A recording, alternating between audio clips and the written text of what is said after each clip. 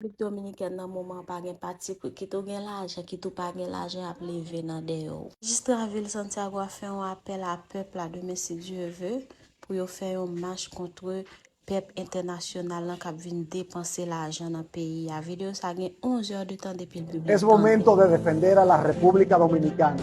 Este sábado todos como dominicanos, como país, marchemos juntos desde el Parque Colón hasta el Parque Independencia. Enviemos el mensaje claro y preciso de que el Estado fallido de Haití no puede construirse sobre los escombros de nuestra dominicanidad, de nuestra soberanía, de nuestra identidad.